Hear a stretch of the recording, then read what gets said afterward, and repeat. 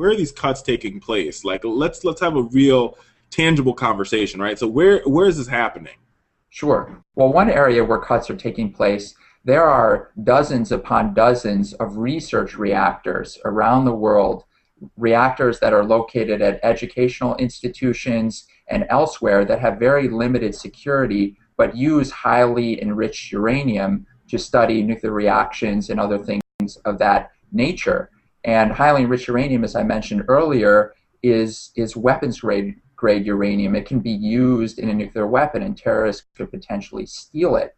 And what the United States has been trying to do is work with these countries that have research reactors around the world to make these research reactors run on low enriched uranium, which cannot be used in a nuclear weapon.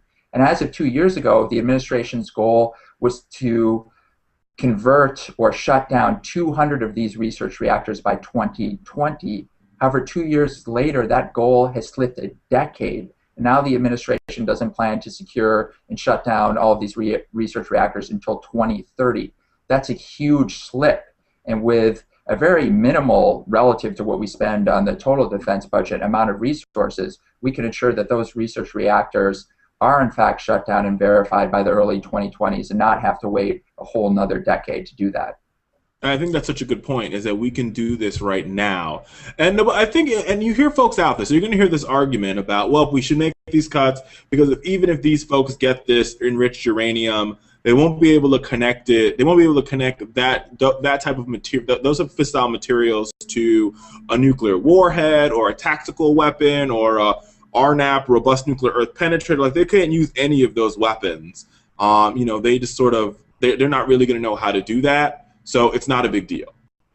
Once terrorists actually get their hands on the material, this highly enriched uranium or separated plutonium, that's the most difficult part in creating some kind of improvised nuclear explosive device that they could detonate in an American city or a European city or a city in Asia or anywhere else around the world. So relative to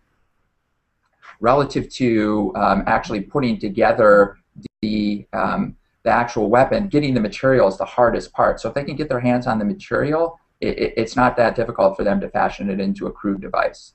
I think that's good to know. I mean, and I think you're completely right in that fact, that, because I get it, I think we get it. I think it's important for the American folks to get it, that they can, once they get this fissile material, they can create a dirty bomb